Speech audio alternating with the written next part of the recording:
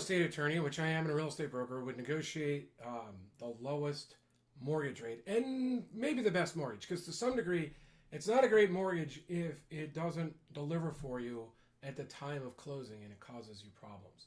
So, a little story. I do a lot of business. Well, for whatever reason, I felt a little beholden to a particular mortgage guy because he was friends with an agent in my office, and he had done a lot of work with that agent, and that agent was working with my listings. So in a way, this person was helping me. And in fact, I didn't even know it at the time, but another agent in my office was his cousin. Now, Mike he's a smart guy. He gave a lot of information. He helped me set up, at the time I was buying a house, with a crude mortgage and a small second, which gave me a better rate overall. But Mike liked to get paid. So I knew at the time I was paying more on my interest rate, maybe it was an eighth or a quarter more, than if I had gone to the cheapest mortgage guys in the area. And I'm going to get back to that too, because I know how to find that. And that's going to be the next part of this.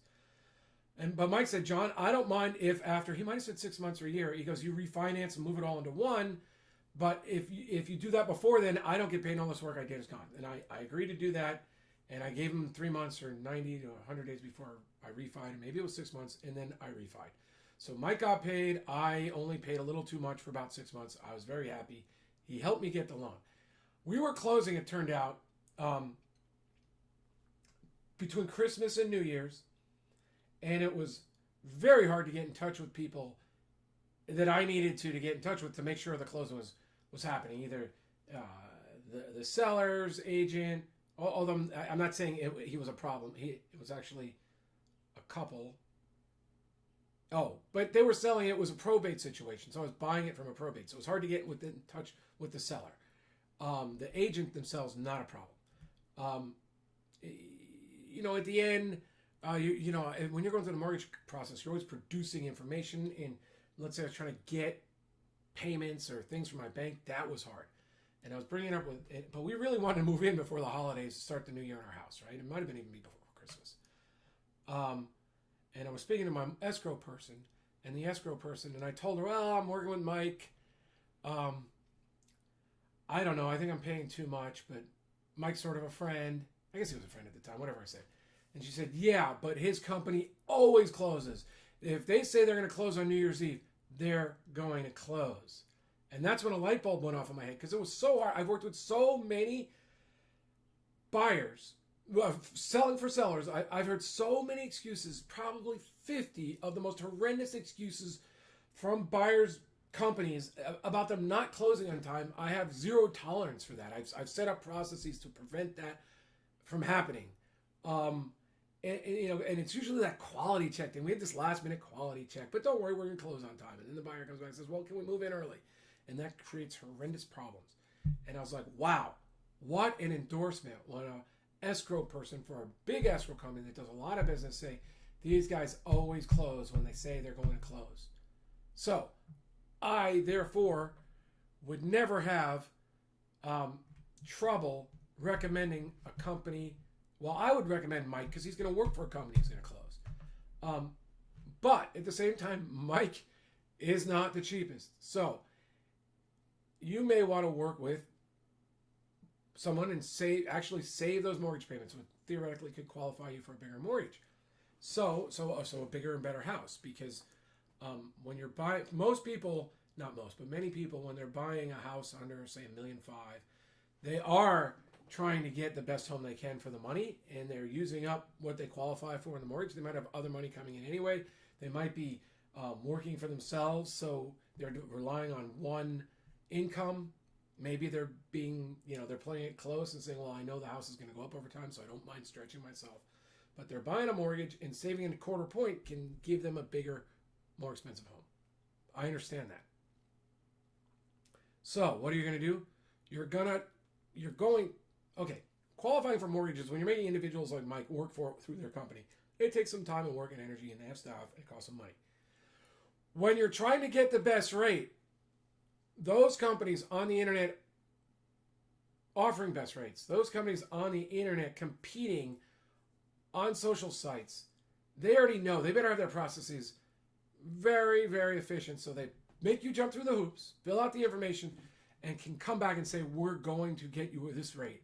Boom. And then you want to make sure that they're really going to deliver. You want to check with escrow and say, do these companies qualify? Can I call people and escrow who says, you're doing a great job for me? These are the things that you're going to want them to prove. Now, I can recommend mine, but it's always changing, so I'm not going to. I can tell you who I've worked with, if you're talking to me on the phone, who I would go to now. But you want to use those internet people, especially the ones advertising great prices at the time, because then they're going to have to live up to that, because that's the commitment they're making. So, I would make 2 or 3 compete against each other if you're willing to do the work. And once you've already get it, the hard part is getting the proof of your income and everything else in your bank accounts and having them all to put together. Make multiple copies, fill out make photocopies of it, or scan it in and send it to one, then change it up for the next one. And have them compete against each other. Don't make a commitment to using them. Just say, hey, look, if you're really the best price, we're ready to go. Then, the next thing you have to do is compare like for like. My experience helping someone buy a car once, I was very experienced. Then I even applied what I learned with them to buy my own car. And I said, what's the mortgage? I don't think I've leased cars.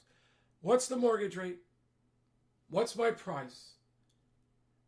And then I was like, okay, because that's really the only way they can beat me, right? The mortgage rate and the price.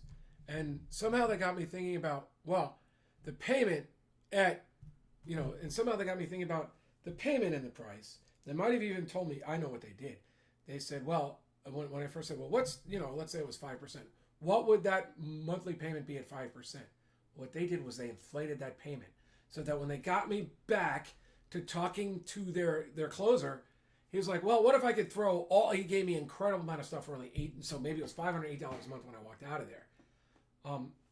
He gave me all their stuff, but he's like, it's only going to cost you $8 a month for all this stuff. It might have been $2 for this, $4 for that. And he gave me all this crap. When I got home and I analyzed the agreement, I realized my rate should have been like $100 lower. And they tricked me the payment should have been like $100 lower, but per month, but it's 50 maybe.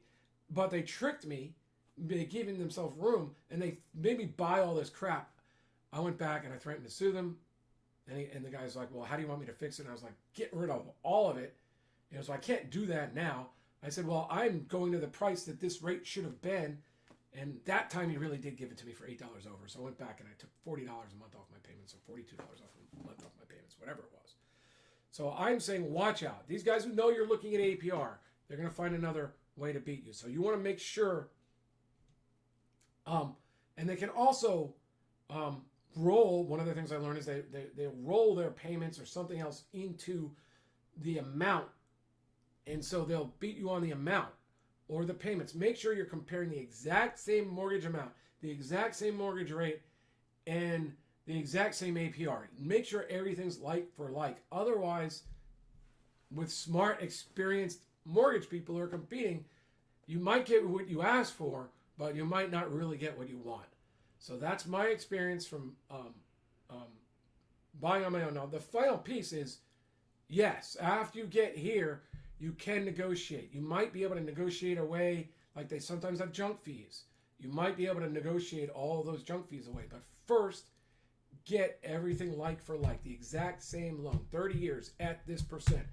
Make sure the amount you're financing is the same. Make sure the final, look at that after 30 years, make sure that final amount you've paid them is the same. Make sure the APR is the same. Make sure the interest rate is the same. Not because one shouldn't determine the other, but because I know they're smarter than me. They're going to find a way to satisfy me and still make their money. And I don't mind them making money. I just want to know how much they're making. So I want to compare like for like, and then I'm going to negotiate. Hey, I did this over here. Why aren't we doing that over here? And then get rid of those junk fees, and maybe you'll get the loan that you were looking for. Then the next step is to call up escrow and make sure, hey, I got these two companies. They're very similar. Do they always close on time? Or have they always closed on time? And so that would be my final call. All right. So I'm sorry. That shouldn't even have been there, right? This should have been, I should have said this. How to find the best mortgage. I should have taken that down. Sorry about that, but that was from a previous video I did like 10 minutes ago. So anyway, that's how to get the best mortgage rate In summary, talk to escrow, any escrow who's experienced a busy escrow place. Ask them. Talk to have someone like Mike if you're willing to put someone through the hoops and you want to know that you're going to close on time. If not, play off the internet guys. A final tip, because I found this worked for me in one locale once, but this was before all the mortgage changes. I talked to some professional buyers, and they said by far this guy over here in this Bank of America, in this area of Bank of America, was it was a place that they were trying. It was lower. It was close to low income neighborhood, and for some reason that guy did a lot of business, and he had rates that beat the Bank of America in the town I was living in significantly. I don't know if that still exists, but for someone who really needs to save some money, you might want to call around and see if different banks have different programs in different areas. I bring that up at the last minute in case I didn't even do that myself a second or third time, but there was that possibility.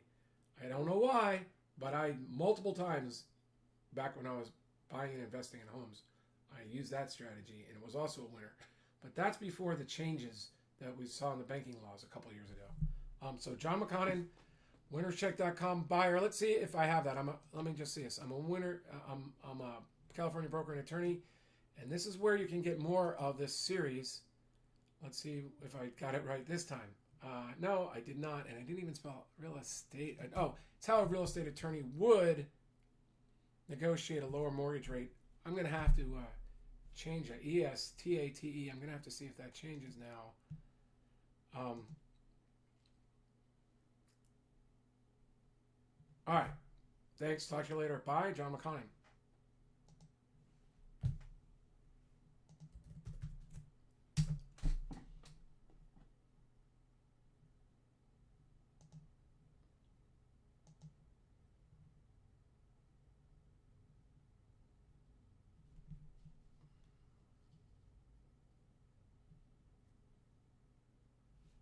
Oh, look at that. I just pulled up Facebook and I saw myself, so I'm going to have to log out.